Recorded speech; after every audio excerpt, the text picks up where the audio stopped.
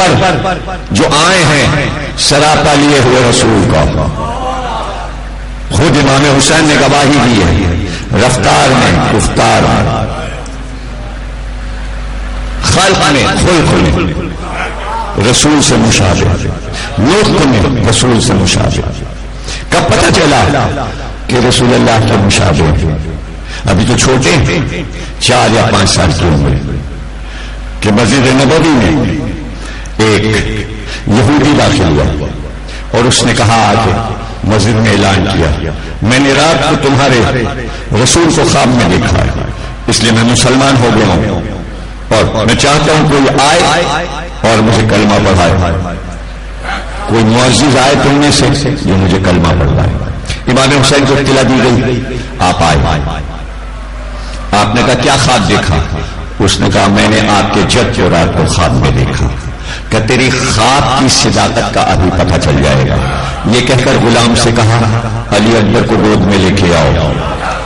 اس وقت علی اکبر گود میں تھے اور چہرے پر جب علی اکبر کے سر پہ امامہ باندھا جاتا تو ماں علی اکبر کا سیاہ امامہ اس کے شملے کو ایسے کر کے منہ پہ باندھ دیتی تاکہ بچے کو نظر نہ لگے۔ اس کو کہتے تھے نقاب۔ نقاب ہٹتی نہیں تھی جب تک بچہ جوان نہیں ہو جاتا تھا، لیکن حسین نے چاہا آج علی اکبر کے چہرے سے نقاب ہٹ جائے۔ مدینے والے تشویش میں ہو گئے، اس لیے کہ تبصرہ تو سنا تھا کہ حسین کے گھر میں ایک بچہ ایسا آیا ہے جو نبی کی شبیہ، لیکن دیکھا نہیں تھا۔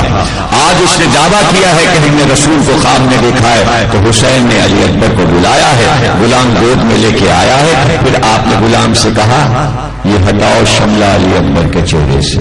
جیسے اس نے ہٹایا، کہتے ایک بار چیخ ماری اس نے اور بے ہوش ہو گئے، چیخ ماری اور بے ہوش ہو گیا۔ جب اس کو ہوش میں لایا گیا تو بس یہ چیختا تھا یہی چہرہ میں نے رات خواب میں دیکھا ہے۔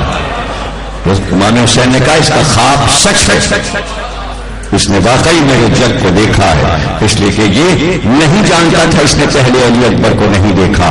تو حسن کا یہ عالم ہے، شباہت کا یہ عالم ہے کہ غیر بھی اگر علی اکبر کو دیکھ لے اور اگر وہ رسول اللہ کو دیکھ چکا ہے تو وہ چیخنے لگتا تھا شبیہ رسول ہیں، ہم شکل پیغمبر ہیں، کتنے خوبصورت ہیں علی اکبر۔ اس کا اندازہ تاریخ کے قلم میں نہیں ہے کہ وہ سب کچھ لکھ سکے اور ہم کو دکھا سکے۔ وہ دن آئے گا جب ہم رجب میں علی اکبر کو بھی دیکھیں گے اور جتنے بھی شبیہ پیغمبر ہیں سب ایک ساتھ آئیں گے، سب ایک ساتھ آئیں گے۔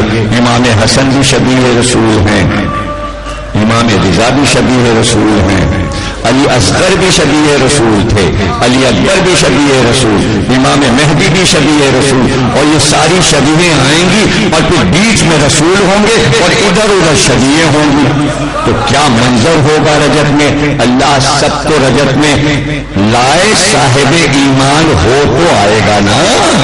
ولایت علی کی مخالفت کر کے کوئی رجب میں نہیں آئے، رجب اس کے لیے ہے جو علی پر سچا عقیدہ رکھتا ہے، اس لیے کہ علی کے گھرانے کی زیارت کو ہونا ہے۔ ایک شخص آیا چھوٹے سے بچے کو لے کر